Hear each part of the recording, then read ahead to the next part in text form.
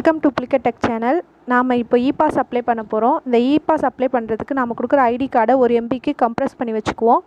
இப்போ ப்ரௌசரை ஓப்பன் பண்ணுவோம். ப்ரௌசரில் இ-பாஸ்னு டைப் பண்ணுவோம். இ-பாஸ் டைப் பண்ணால் டிஎன்இ ரெஜிஸ்ட்ரேஷன்ற ஃபஸ்ட் ஆப்ஷனே இருக்கும். அதை கிளிக் பண்ணிக்கோங்க. கிளிக் பண்ணிட்டீங்கன்னா உள்ளே போகும். எங்கே பயணம் செய்ய போகிறோன்றதை கேட்குது. மற்றவர்கள் கொடுப்போம் மாவட்டத்திற்குள்ளன்ட்டு. இப்போ ஃபோன் நம்பரும் கேப்சாவும் என்ட்ரி பண்ணுவோம். ஃபோன் நம்பர் கேப்சா என்ட்ரி பண்ணிட்ட பிறகு லாகின் பண்ணணும். ஃபோன் நம்பர் என்ட்ரி பண்ணுறேன். இப்போ கேப்சா என்ட்ரி பண்ணுறேன். பொறுமையாக படித்து பார்த்தே பண்ணுங்கள், ஒன்றும் பிரச்சனை இல்லை. ஃபோட்டோ எப்போ ஒரு எம்பியில் இருக்கணும். சென்ட் ஓடிபின்னு கொடுப்போம். ஓடிபி வரதுக்கு அந்த டைமிங்குள்ளே ஓடிபி வரும். ஓடிபி வந்தோடனே 6 டிஜிட் ஓடிபி வரும். லாகின் பண்ணுவோம். லாகின் பண்ணிவிட்டு தனிநபர் குழு சாலை இந்த மாதிரி நிறைய ஆப்ஷன் இருக்குது. தனிநபர் குழு ரயில் விமானம் வழி தமிழ்நாட்டிற்கு பயணம். நாம் சுய தொழில் செய்பவர்கள்னு சொல்லிட்டு ஆப்ஷன் கொடுப்போம். இருசக்கர வாகனத்துக்கு தான் இப்போ பாஸ் எடுக்கிறோம். கேட்டகரி கொடுக்குறோம். என்ன தொழில் செய்கிறோமோ அந்த category electrician, plumber, computer service எதனா கொடுங்க. அதுக்கப்புறம் என்ன ஐடி யூஸ் பண்ணுறோம், அடையாள அட்டையா, டிரைவிங் லைசன்ஸா, ரேஷன் கார்டா அப்படின்னு கேட்குது. அடையாள அட்டை எதனும் ஒன்று. ஆனால் ஆதார் கார்டு கொடுக்குறேன். விண்ணப்பதார் அடையாள அட்டை எண், அப்புறம் அந்த ஃபோட்டோ ஒரு எம்பிக்கு டவுன்லோட் பண்ணி வச்சுல அந்த இமேஜை ப்ரௌஸ் பண்ணி என்ட்ரி பண்ணணும்.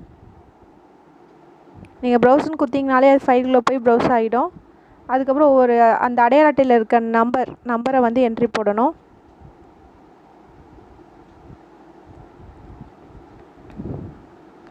நம்பர் என்ட்ரி பண்ணியாச்சு. உங்களோட அட்ரஸ், உங்களோட பின்கோட் நல்லா படித்து பாருங்கள், படித்து பாஸ் செய்யுங்க. உங்களுடைய மாவட்டம் எல்லாம் கொடுங்க.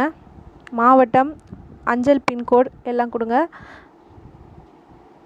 உங்களோட தெரு பேர், மொத்த டீட்டெயில்ஸாக படித்து பார்த்து பொறுமையாக பண்ணுங்கள். ஒன்றும் அர்ஜென்ட் இல்லை. ஆனால் ஃபோட்டோ மட்டும் ஒரு எம்பிக்கு கம்ப்ரஸ் பண்ணிக்கோங்க, இல்லைனா வெளியே வந்துடும். ஃபைல் லாங்குன்னு சொல்லிட்டு வெளியே வந்துடும். நான் சென்னை டிஸ்ட்ரிக்ட் கொடுக்குறேன். வாகனம் என்ன வாகனம், காரா பைக்கான்னு கேட்குது. நான் பைக்குன்னு கொடுக்குறேன். நம்மளோட பைக்கோட நம்பர் கொடுத்துக்கலாம்.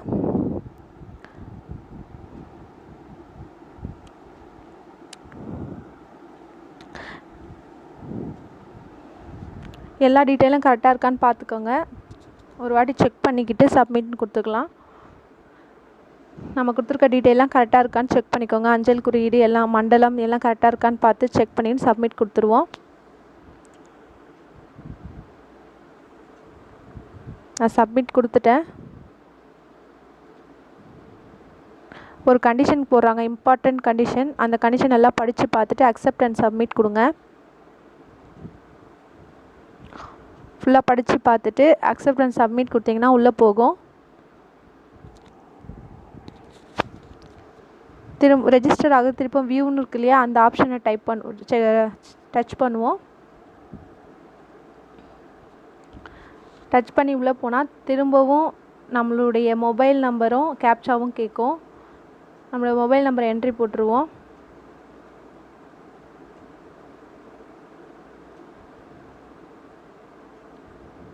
அதுக்கப்புறம் கேப்சா கேட்கும். அந்த கேப்சாவையும் டைப் பண்ணிவிடுவோம்.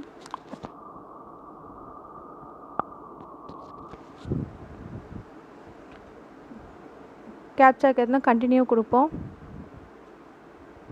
ஒரு 5 நிமிஷம் லோட் ஆகுது. கண்டினியூ கொடுத்தீங்கன்னா நம்மளோட வண்டியோட நம்பரு மொத்த டீட்டெயில்ஸும் வந்துடும். நமக்கு அதை பிடிஎஃப் மாடலில் வேணும். பிடிஎஃப்பில் டவுன்லோட் பண்ணி எடுத்துக்கலாம். இந்த வீடியோ உங்களுக்கு பிடிச்சிருந்தால் லைக் பண்ணுங்கள், ஷேர் பண்ணுங்கள், கமெண்ட் பண்ணுங்கள், சப்ஸ்கிரைப் பண்ணுங்கள். தேங்க்யூ.